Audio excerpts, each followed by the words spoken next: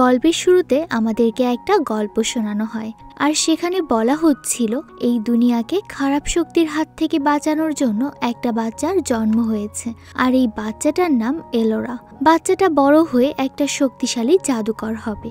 কিন্তু তখন ওই রাজ্যের রানী বাভমোর্দা, যে কিনা একজন অন্ধকারের পূজারী ছিল, সে শয়তানের ভক্ত একজন খারাপ ডাইনি ছিল, আর আগে থেকেই ভবিষ্যৎবাণী ছিল যে এই ছোট্ট বাচ্চা এলোরা একদিন বড় হয়ে রানী বাভমোর্দাকে মেরে ফেলবে। এই এলোরার জন্ম হয়েছে জানতে পেরেই সে তার সৈন্যদেরকে পাঠিয়ে দেয় এলোরাকে মারার জন্য। কিন্তু তখন উইলো নামের এক বামন জাদুকর আর তার বন্ধু এলোরাকে বাঁচিয়ে তাদের আস্তানায় নিয়ে আসে। উইল এলোরার প্রাণ বাঁচাতে তার আসল পরিচয় লুকিয়ে একটা নিরাপদ জায়গায় রেখে আসে। অনেক বছর পর আমরা দেখতে পাই দুইটা মেয়ে তলোয়ার প্র্যাকটিস করছিল। এদের মধ্যে একজন ছিল এই রাজ্যের রাজকুমারী আর তার সবথেকে ঘনিষ্ঠ বান্ধবী জেড। আর ঠিক তখনই সেখানে রাজ্যের একজন সৈন্য এসে কেটকে বলে, আপনার মা ষোড়শা আজকে সন্ধ্যায় মহলের পার্টিতে আপনাকে উপস্থিত থাকতে বলেছে। আর তখন আমরা কেটের ভাই এরিককে দেখতে পাই। এরিক তখন একটা মাঠের মধ্যে তাদের মহলের রাঁধুনি ডকের সাথে বসেছিল। আসলে ডক আর এরিক একজন অন্যজনকে পছন্দ করে। আর তখন এরিকের কাছেও একজন সৈন্য এসে তাকে জানায়, রানী আপনাকেও পার্টিতে হাজির থাকার জন্য বলেছেন। এরপর সন্ধ্যায় পার্টি শুরু হলে রানী ষোড়শা সবাইকে জানায় সে তার মেয়ে কেটের সাথে পাশের রাজ্যের রাজকুমার গ্রেডরের বিয়ে দেবে, কারণ এই বিয়ে হলে দুই রাজ্যের মধ্যে সম্পর্ক আরো ভালো হয়ে যাবে। কিন্তু মায়ের ডিসিশনে কেট মোটেই খুশি ছিল না। অনুষ্ঠান শেষ হলে রানী ষোড়শা জেলে একজন কয়েদির সাথে দেখা করতে আসে। এই কয়েদির নাম ছিল বোরম্যান। আর বোরম্যান আসলে রানী ষোড়শার হাজবেন্ড, অর্থাৎ রাজার বন্ধু ছিল। কিন্তু বর্তমানে তাকে একটা চুরির অপরাধে জেলে আটকে রাখা হয়েছিল। কিন্তু অন্যদিকে কেট মোটেই এই বিয়েতে রাজি ছিল না। তাই সে রাতে লুকিয়ে মহল থেকে বের হয়ে পড়ে। সে তার বান্ধবী জেডের কাছে এসে বলে, আমি এখান থেকে পালাচ্ছি, তাই তুমিও আমার সাথে চলো। কিন্তু এটা শুনে প্রথমে জেড রাজি হয় না, কিন্তু কেট তাও জোর করে তাকে রাজি করিয়ে ফেলে। আর ঠিক তখনই রাজ্যের বাইরে চারজন মনস্টার এসে পড়ে। তাদের মধ্যে একজন মনস্টার তার শক্তি দিয়ে রাজমহলের চারদিকে কুয়াশায় ঢেকে ফেলে। এরপর তারা সবাই মিলে রাজমহল আক্রমণ করে। কেট আর জেডও তখন বাইরে এসে মনস্টারদের সাথে লড়াই করতে শুরু করে। রানী ষোড়শার নিচে আক্রমণ হয়েছে বুঝতে পেরে বোরম্যানকে মুক্ত করে তার সাথে নিচে আসতে বলে। এরিক তখন ডককে বিয়ের জন্য প্রপোজ করছিল, কিন্তু যখন সেও বুঝতে পারে মহলে আক্রমণ হয়েছে, এরিক নিজেও দ্রুত বাইরে চলে আসে লড়াই করার জন্য। মাস্টারদের মধ্যে একজন রাজ্যের সেনাপতিকে খুব খারাপভাবে আহত করে দেয়, আর তারা রাজকুমার এরিককে নিয়ে সেখান থেকে চলে যায়। আসলে তারা রাজকুমারকে নিয়ে যেতে এসেছিল। পরের দিন দেখা যায় রানী তার রাজসভার সবাইকে ডেকে রাজকুমারকে কিভাবে উদ্ধার করা যায় সেই বিষয়ে আলোচনা করছিল। আসলে রাজকুমারের জন্য রানী অনেক ভেঙে পড়েছিল, আর তাই সে রাজকুমারকে খোঁজার জন্য একটা টিম তৈরি করে। কেট তখন সেখানেই ছিল। কেট বলে, আমার ভাইকে খুঁজতে আমিও যাব। তখন জেডও বলে, যদি কেট যায় তাহলে তার সাথে আমিও যাব। রাজকুমার গ্রেডনও সেখানেই ছিল, তাই সেও তাদের টিমে যোগ দেয়। রানী ষোড়শা তখন বোরম্যানকে তাদের সাথে পাঠানোর সিদ্ধান্ত নেয়, কারণ বোরম্যান নিজেও আগে একজন ভালো যোদ্ধা ছিল, আর সে এই রাজ্যের বাইরে সব এলাকা খুব ভালোভাবে চিনত। রানী তাদেরকে বলে, রাজ্যের সীমানা পেরিয়ে একটা নদী আছে, সেটা পার করতেই তোমরা এক বামন জাদুকর উইলোকে খুঁজে পাবে, আর সে তোমাদেরকে এরিককে খুঁজতে সাহায্য করবে। রাজকুমারকে খুঁজতে যাওয়ার আগে রানী কেটকে বলে, শয়তান ডাইনি বাভমোর্দা আমার মা ছিল, আর সে মারা যাওয়ার পরেই আমি রানী হয়েছি। কিন্তু আমার মনে হয় কেউ একজন আমার মাকে আবারও জীবিত করতে চায়, আর এই জন্য আমাদের বংশের কারোর রক্তের প্রয়োজন। তাই হয়তো সে রাজকুমারকে উঠিয়ে নিয়ে গেছে। তাই তোমাদের যত দ্রুত সম্ভব এরিককে খুঁজে বের করতে হবে, তা না হলে অনেক বড় বিপদ হতে পারে। এরপর কেট তার বাকি সঙ্গীদেরকে নিয়ে বেরিয়ে পড়ে। যখন তারা তাদের রাজ্যের সীমানা পার করে বেশ কিছু দূর চলে আসে, তখন হঠাৎ করে তাদের মনে হয় কেউ হয়তো তাদের ফলো করছে। আর যখন তারা একটু থেমে দেখার চেষ্টা করে কে, তখন তারা দেখে এটা আর কেউ না, ডক ছিল। ডগ তখন সবাইকে বলে, আমি এরিককে অনেক ভালোবাসি আর তাই আমিও তোমাদের সাথে যেতে চাই। তখন কেট বলে, আমাদের এই সফর অনেক বেশি কঠিন হবে আর এখানে পদে পদে বিপদ হতে থাকবে, কিন্তু তুমি তো লড়াই করতে পারো না। তখন ডগ বলে, আমি হয়তো লড়াই করতে পারি না, কিন্তু রান্না করে তোমাদেরকে খাওয়াতে তো পারবো। শুধু লড়াই করলে তো আর বেঁচে থাকা যাবে না, বাঁচতে হলে খাবারও গুরুত্বপূর্ণ। আর তখন ডগের কথা শুনে বাকিরা তাকে সাথে করে নিয়ে যেতে রাজি হয়ে যায়, কিন্তু তারা এখনো সেই বামন জাদুকরের কাছ পর্যন্ত পৌঁছাতে পারেনি, কারণ রাজ্যের বাইরে চারদিকে এমন সব বিপদ তাদের জন্য অপেক্ষা করছিল যেটা সম্পর্কে তাদের কোনো ধারণাই ছিল না। কিন্তু সেই সব বিপদ পার করে তারা একটা সময় সেই বামন জাদুকরের গ্রামে পৌঁছে যায়। আর তখনই এক বামন বাইরে বের হয়ে আসে। আসলে সে আর কেউ না, উইলোই ছিল। সে কেটকে দেখে বলে, আমি জানি তুমি এখানে কেন এসেছো, চিন্তার কিচ্ছু নেই। আমি জানি রাজকুমার এরিককে জাদুকর ক্রোন তুলে নিয়ে গেছে আর রাজকুমার এখনো জীবিত আছে, ভয়ের কিচ্ছু নেই। ক্রোন তোমার নানি বাভমোর্দার সাথেই কাজ করত আর সে পুরো দুনিয়াকে নিজের মুঠোয় আনতে চায়। ক্রোনের মনস্টাররা রাজকুমারকে সমুদ্রের অন্য পাশে নিয়ে গেছে আর সেখানে যাওয়া এতটা সহজ হবে না। উইলো যখন এসব কিছু বলছিল তখন হঠাৎ করে তার নজর পড়ে ডগের উপর। উইলো ডগকে দেখে একটু ঘাবড়ে যায়। উইলো ডগের কাছে আসে আর তার হাত ধরে একটা মন্ত্র পড়তে শুরু করে। তখন হঠাৎ করেই ডগের হাতের মধ্যে একটা চিহ্ন ভেসে ওঠে। সেটা দেখে উইলো তখন বলে, তুমি এলোরা, আর ভবিষ্যৎবাণী অনুযায়ী তুমি হবে ভবিষ্যতের 9 রাজ্যের রানী। উইলোর কথা শুনে সেখানে থাকা সবাই অনেক অবাক হয়ে যায়, এমনকি ডগও বলতে শুরু করে, এগুলো আপনি কি বলছেন? আমি কোনো জাদুকর না, আমি তো সামান্য একজন রাঁধুনি। কিন্তু তখন উইলো বলে, আমি যেটা বলছি সেটাই ঠিক, একমাত্র তুমিই পারবে আমাদের সবাইকে শয়তানের কালো জাদুর হাত থেকে বাঁচাতে। আর তখন আমরা অতীতের একটা দৃশ্য দেখতে পাই, যখন ডগ অর্থাৎ এলোরা কিছুটা বড় হয়েছিল। একদিন উইলো রানী ষোড়শার সাথে দেখা করতে আসে আর তাকে বলে, এখন সময় হয়েছে, আমাদের উচিত আস্তে আস্তে এলোরাকে জাদু শেখানো, যাতে করে সে সময় হলে আমাদের সবাইকে শয়তান জাদুকরদের হাত থেকে রক্ষা করতে পারে। কিন্তু তখন রানী উইলোকে বলে, এলোরা এখনো অনেক ছোট, আর তাছাড়াও তুমি এত বড় জাদুকর হওনি যে এলোরাকে তোমার থেকে জাদু শিখতে হবে। রানীর এই কথায় উইলো সেদিন রাগ করে সেখান থেকে চলে যায়। আসলে যখন উইলো এলোরাকে বাঁচিয়েছিল তখন সে এলোরাকে নিরাপদে রাখার জন্য রানী ষোড়শের কাছেই রেখে গিয়েছিল, আর রানী নিজেও এলোরার পরিচয় এতদিন পর্যন্ত গোপন রেখেছিল। আর তখন দেখা যায় বর্তমান সময়ে রানী মহলে জানতে পারে এলোরাও কেটদের সাথে এরিককে খুঁজতে গেছে, তাই সে চিন্তিত হয়ে পড়ে। রানী সেনাপতিকে ডেকে বলে, যে করেই হোক এলোরাকে মহলে ফিরিয়ে আনতে হবে। কিন্তু সেদিনের আক্রমণে মনস্টারের হামলার পর সেনাপতির আচরণ কেমন বদলে গিয়েছিল, আসলে সেও জাদুকর ক্রোনের বশে ছিল। এদিকে উইলো, এলোরা আর বাকি সবাই তাদের আস্তানায় নিয়ে আসে। এখানে বাকি সবাই উইলোর মতোই বামন ছিল, আর তারা যখন শুনতে পায় এলোরা তাদের মাঝে ফিরে এসেছে, সবাই খুশিতে নাচতে শুরু করে আর তারা একটা খুশির অনুষ্ঠান আয়োজন করে। এলোরা তখন উইলোকে জিজ্ঞেস করে, আমরা এরিককে বাঁচাতে কখন যাব? উইলো তখন বলে, যতক্ষণ পর্যন্ত তুমি জাদু করা না শিখবে ততক্ষণ আমরা কোথাও যাব না, কারণ জাদুকর ক্রোন এতক্ষণে জেনে গেছে যে তুমি বেঁচে আছো আর তাদের সবার জন্য তুমি সব থেকে বড় শত্রু। তাই তুমি প্রস্তুত না হলে আমরা ক্রোনের সামনে দাঁড়াতে পারবো না। কিন্তু উইলোর কথা শুনে এলোরা রাগ করে সেখান থেকে উঠে চলে যায়। অনুষ্ঠান শেষ হলে উইলোর মেয়ে তার কাছে এসে বলে, এলোরা এখন আর ছোট বাচ্চা নেই, সেও বড় হয়েছে, আর তাই নিজের ভালোবাসার মানুষকে বাঁচানোর জন্য ক্রোনের সামনে যেতে হচ্ছে। তাই আমার মনে হয় তোমার উচিত ওকে না থামিয়ে ওর সাথে যাওয়া। এটা বলে সে উইলোকে একটা জাদুর লাঠি এনে দেয়, যেটা ছোটবেলায় উইলো এলোরার সাথেই খুঁজে পেয়েছিল। পরের দিন সকাল হলে জানা যায় এলোরাকে কোথাও খুঁজে পাওয়া যাচ্ছে না। তাই উইলো দ্রুত বাইরে এসে সবাইকে বলে, যেভাবে পারো এলোরাকে খুঁজে বের করো, সেই তোমাদের ভবিষ্যতের রানী। কিছুক্ষণ পর উইলোর সাথে এলোরার নদীর পাড়ে দেখা হয়। এলোরা তখন উইলোকে বলে, তুমিও আমার সাথে এরিককে খুঁজতে চলো, আর যাওয়ার পথে আমাকে জাদুর শিক্ষা দাও, কারণ আমি এরিককে কিছুতেই হারাতে চাই না। তখন উইলো তার কথায় রাজি হয়ে যায়। পরের দিন উইলো আর বাকি সবাই মিলে আবারও রাজকুমারকে খোঁজার সফরে বেরিয়ে পড়ে। কিছু দূর আসার পর একসময় বোরম্যান কেটের কাছে এসে বলে, তুমি কি জানো এলোরার বাবাও একজন শক্তিশালী জাদুকর ছিল, আর সে একটা জাদুর কবচ বানিয়েছিল। কবচটা এতটাই শক্তিশালী যে যদি একবার কেউ সেটা পড়ে নেয় তাহলে কেউ আর তাকে মারতে পারবে না।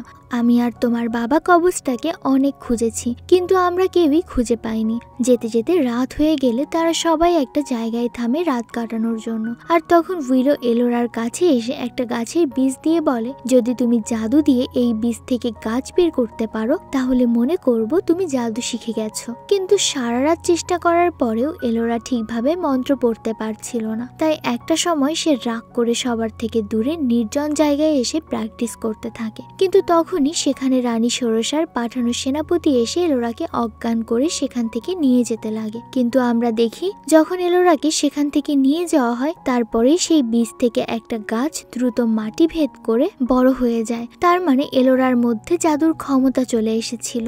আর তখন জেড সেখানে চলে আসে। সে দেখে সেনাপতি এলোরাকে সেখান থেকে নিয়ে যাচ্ছে আর সে বাকিদেরকেও ডাক দেয়। উইলো সেখানে এসে সেনাপতির দিকে তাকাতেই বুঝতে পারে সে এখন জাদুকর ক্রোনের বসে আছে। তাই সে রানীর জন্য না বরং ক্রোনের হয়ে কাজ করছে। আর তখনই সবাই মিলে সেনাপতির উপর আক্রমণ করে, কিন্তু সেনাপতিও তার সৈন্যদেরকে নিজের কন্ট্রোলে নিয়ে ফেলেছিল। তাই সে তাদেরকে দিয়ে উইলো আর বাকিদের ওপর হামলা করিয়ে দেয়। এই সুযোগে রাজকুমার গ্রেডন এলোরাকে মুক্ত করে নেয়। আর তখন সেখান থেকে পালানোর জন্য উইলো একটা জাদুর বল ছুঁড়ে পুরো জায়গাটাকে কুয়াশায় ঢেকে দেয়। কিন্তু এই সুযোগে উল্টো সেনাপতি এলোরাকে নিয়ে সেখান থেকে গায়েব হয়ে যায়। আর তখন এলোরাকে বাঁচাতে উইলো আর বাকি সবাই মিলে সেই সেনাপতির পিছু করতে শুরু করে, কারণ তারা জানতো সেনাপতি নিশ্চয়ই এলোরাকে ক্রোনের কাছে নিয়ে যাবে। কিছু দূর আসার পর তারা আকাশে অনেক কালো মেঘ দেখতে পায়। আর এগুলো দেখে উইলো বুঝতে পারছিল ক্রোন নিশ্চয়ই কালো জাদু দিয়ে এলোরাকে নিজের বশে নিতে চায়,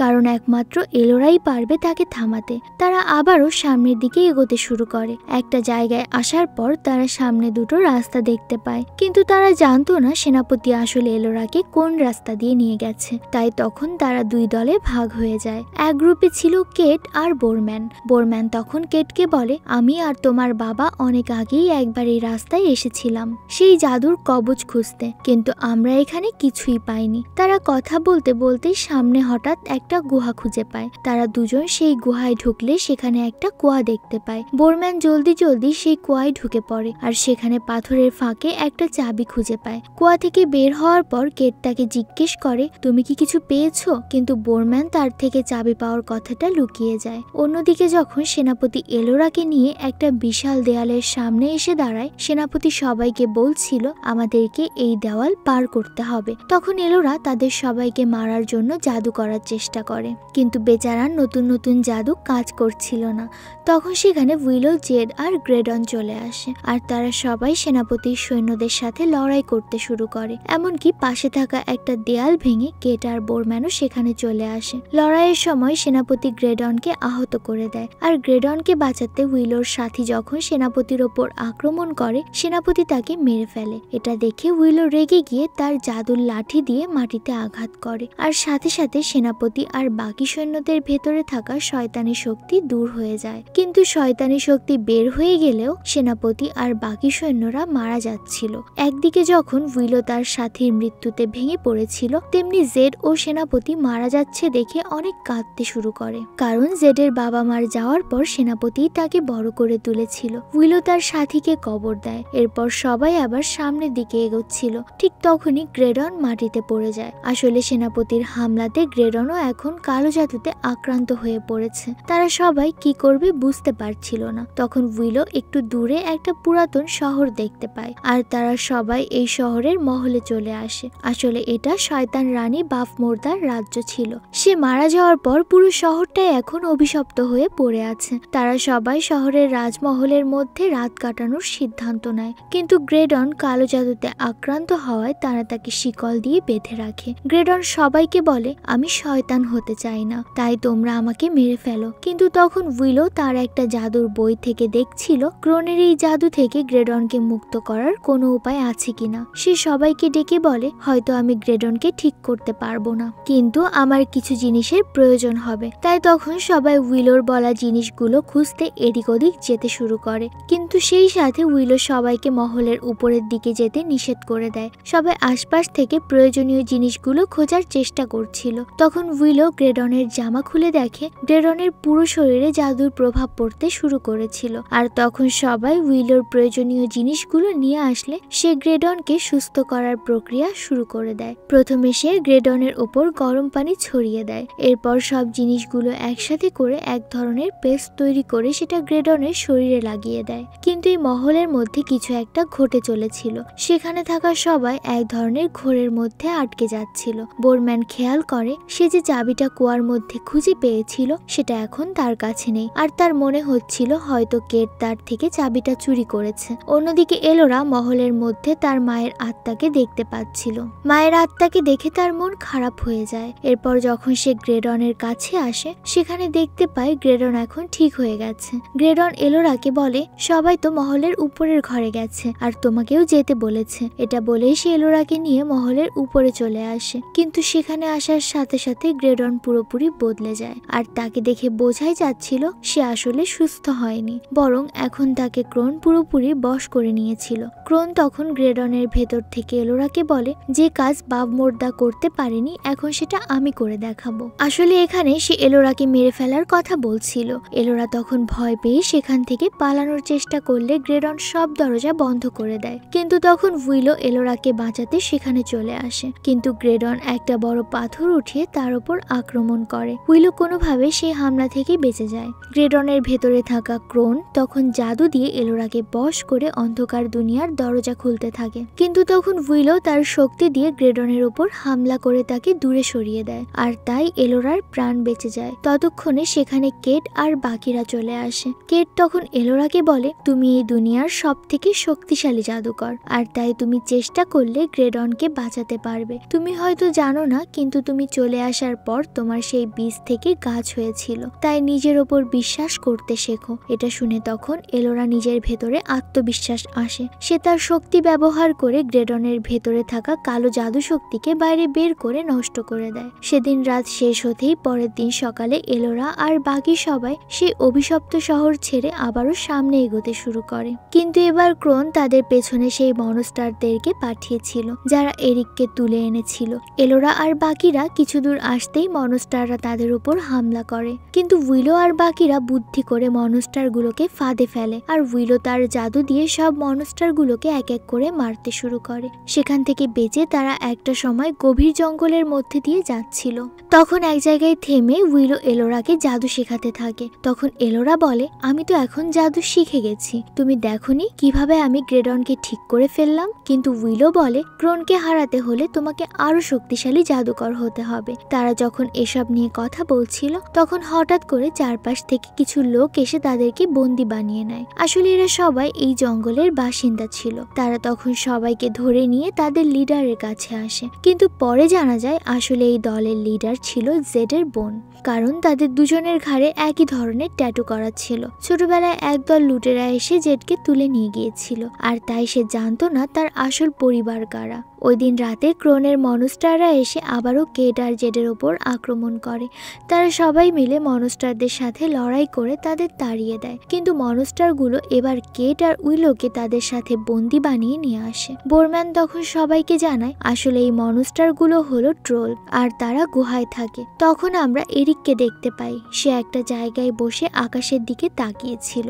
আসলে তাকে ধরে আনার পর থেকেই সে এই জায়গায় আছে, কিন্তু সে এখান থেকে যতবারই বের হতে যাচ্ছিল ঘুরে ফিরে একই জায়গায় চলে আসছে। সে কিছুতেই এখান থেকে পালাতে পারছিল না। এই সব কিছু হচ্ছিল ক্রোনের জাদুর কারণে। অন্যদিকে যখন ট্রোলরা উইলোকে ধরে এনে তাদের গুহায় বন্দি করে রাখে, আর তারা কেটকে টর্চার করে এলোরার ব্যাপারে জানার চেষ্টা করছিল, আর ততক্ষণে এলোরা বাকি সবাইকে নিয়ে ট্রোলদের গুহার বাইরে পৌঁছে যায়। তারা ভেতরে ঢোকার সাথে সাথে ট্রোলরা বুঝতে পারে কেউ তাদের গুহায় ঢুকেছে, আর তাই ট্রোলরা তাদেরকে ধরতে সেদিকে চলে যায়। এই সুযোগে কেট নিজেকে আর উইলোকে মুক্ত করে নেয়, আর এলোরা সহ বাকিরা ট্রোলদের হাত থেকে বাঁচার জন্য এক ধরনের মাস্ক পরে নেয়, আর এভাবে তারা ট্রোলদের চোখ ফাঁকি দিয়ে ভেতরে চলে আসে। সবাই আবার একসাথে হয়ে অনেক বেশি খুশি হয়। এরপর যখন তারা এখান থেকে বের হওয়ার রাস্তা খুঁজছিল তখন একটা জায়গায় এসে তাদের সামনে একটা গুপ্ত দরজা দেখতে পায়। বোরম্যান আর বাকিরা মিলে ওই দরজা খোলার চেষ্টা করে,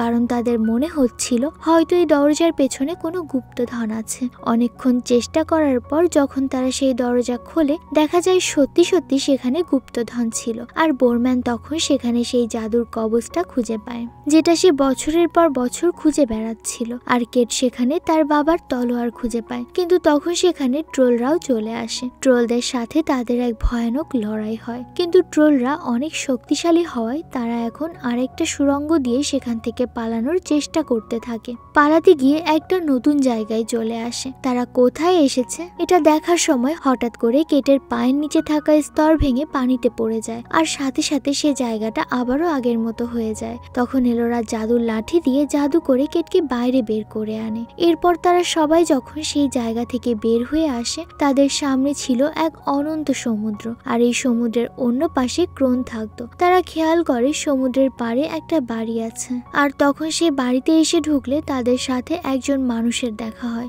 লোকটা তখন বলে, যদি তোমরা এই সমুদ্র পার করতে চাও তাহলে আমি আমার একটা পোষা প্রাণী তোমাদেরকে দিতে পারি, কিন্তু এর বদলে তোমাদেরকে আমাকে টাকা দিতে হবে। উইলো তার প্রস্তাবে রাজি হয়ে যায়। এরপর দেখা যায় একটা বিশাল আকারের কচ্ছপের পিঠের ওপর করে এলোরা আর বাকি সবাই সমুদ্র পাড়ি দিতে শুরু করে, কিন্তু তখন ক্রোনের পাঠানো কিছু মনস্টার আবারও তাদের পিছু করতে শুরু করে। এবার দেখা যায় গ্রেডেন তার শক্তি দিয়ে মনস্টার গুলোকে মেরে ফেলে। আসলে গ্রেডেনও একজন জাদুকর ছিল, কিন্তু এই লড়াইতে সেই বিশাল কচ্ছপটা আহত হয়ে যায়। অন্যদিকে তখন এরিক হঠাৎ করে একটা মেয়ের গলা শুনতে পায়। মেয়েটার কাছে যাওয়ার পর দেখতে পায় তাকেও একটা জায়গায় আটকে রাখা হয়েছে। এরিক তাকে মুক্ত করে বাইরে আনার পর মেয়েটা বলে, আমাকেও কিছু মনস্টার এখানে ধরে এনেছে, কিন্তু অনেক চেষ্টা করেও এখান থেকে পালানোর রাস্তা খুঁজে পাচ্ছি না। আর তখন তারা দুজন মিলে সেখানে থাকা একটা মহলের ভেতরে ঢোকে। সেখানে একটা দরজা দেখা যাচ্ছিল, যেটার অন্য পাশ থেকে একটা উজ্জ্বল আলো আসছিল, কিন্তু এরিক এটা দেখে ভয় পেয়ে দৌড়ে বাইরে চলে আসে। মেয়েটাও তার পিছু পিছু এসে এরিককে জড়িয়ে ধরে আর তাকে বশ করে ফেলে। এরপর সে এরিককে একটা পানীয় খাইয়ে দেয়। আসলে এই মেয়েটা আর কেউ না, সে ছিল ক্রোন। এদিকে রাস্তায় তখন আসার সময় উইলো এলোরাকে অনেক শক্তিশালী জাদু শিখিয়ে দেয়, আর বোরম্যান তখন সেই জাদুর কবচটা পরে চাবি লাগিয়ে দেয়, কিন্তু কবচটা তার ওপর কোনো কাজ করছিল না। হঠাৎ করে উইলো কল্পনায় তার মেয়েকে দেখতে পাচ্ছিল, আর সেখানে এসে সে দেখতে পায় তার মেয়ে বড় বিপদে আছে। তাই উইলো সেখান থেকে বাড়ি ফিরে যাওয়ার সিদ্ধান্ত নেয়, কিন্তু এলোরা তাকে বলে, আমরা আপনাকে ছাড়া এই রাস্তা কিছুতেই পাড়ি দিতে পারবো না। আর তাই উইলো আবারও তাদের সাথে যেতে রাজি হয়। কিছুটা সামনে এসে তারা একটা ঝর্ণা দেখতে পায়, আর ক্রোনের কাছে যেতে হলে এই ঝর্ণা তাদের পার করতে হবে। এলোরা আর কেট সবার আগে সেখানে লাফিয়ে পড়ে, কিন্তু আশ্চর্যজনকভাবে তাদের কিছুই হয় না। ঝর্ণা থেকে বের হয়ে তারা সামনেই ক্রোনের শহর দেখতে পায়। কেট আর এলোরা শহরে প্রবেশ করলে তাদের সামনে এরিক এসে দাঁড়ায়, আর এরিক দেখতে আগের মতো ছিল না। তাকে দেখেই বোঝা যাচ্ছে সে এখন ক্রোনের বশে আছে। এরিক সোজা এলোরার কাছে আসে, আর তাকে ডক নামে না ডেকে এলোরা নামেই ডাকে। সে বলে, ক্রোন অনেক ভালো, আর সে চায় তোমরা দুইজন তাকে এখান থেকে বের হতে সাহায্য করো। কিন্তু তখন কেট তার ভাইকে বলে, ক্রোন তোমাকে বশ করে ফেলেছে, আর আসলে সে আমাদের সবাইকে মেরে ফেলতে চায়। কিন্তু এরিকের প্রাণ বাঁচাতে কেট আর এলোরা অবশেষে মহলের ভেতরে আসে। সেখানে ক্রোন তাদের দুইজনকে বলে, তোমাদের বেশি কিছু করতে হবে না, শুধু ওই আলোর দরজার ভেতরে যাও। কেট আর এলোরা সেই দরজা দিয়ে ভেতরে ঢোকে, আর ভেতরে ঢুকতেই তারা দুজনে সেখানে তাদের পরিবারকে দেখতে পায়। কেট দেখছিল রানী ষোড়শা সেখানেই আছে, আর এবার ষোড়শা এলোরার কাছে এসে বলে, আমাকে ক্ষমা করে দিও যে আমি এত বছর তোমাকে মিথ্যা পরিচয়ে লুকিয়ে রেখেছিলাম। আর তখন ক্রোনের মহলের বাইরে এলোরার বাকি সাথীরাও পৌঁছে গিয়েছিল, কিন্তু একটা ভয়ানক ঝড় এসে তাদের সবাইকে পাথর বানিয়ে দেয়। আর সেই দরজার ভেতরে এরিক এলোরাকে সেই জাদুর পানি খাওয়ানোর চেষ্টা করছিল, কারণ সেটা খাওয়া মাত্রই এলোরাও ক্রোনের বশে চলে আসবে। কিন্তু তখন সেখানে উইলো চলে আসে, আর সে তার জাদু দিয়ে এলোরার ঘোর কাটিয়ে দেয়। আসলে এতক্ষণ ক্রোন এলোরাকে এক মিথ্যা স্বপ্নের দুনিয়ায় আটকে রেখেছিল। এলোরার জ্ঞান ফেরার সাথে সাথে বাকিরা পাথর থেকে আবার নর্মাল হয়ে যায়, আর ক্রোনও এবার রেগে গিয়ে তার আসল রূপে চলে আসে। গ্রেডন তার জাদু দিয়ে ক্রোনকে থামানোর চেষ্টা করে, কিন্তু তার জাদু এত বেশি শক্তিশালী ছিল না, তাই ক্রোন খুব সহজেই তাকে তুলে সে আলোর দরজার ভেতর ছুঁড়ে মারে। ততক্ষণে বাকি মনস্টাররা সেখানে চলে আসে এবং সবার উপরে আক্রমণ করে দিয়েছিল। তাই বোরম্যান তখন তার কাছে থাকা সেই জাদুর কবচটা খুলে কেটকে পরিয়ে দেয়, আর তাকে বলে,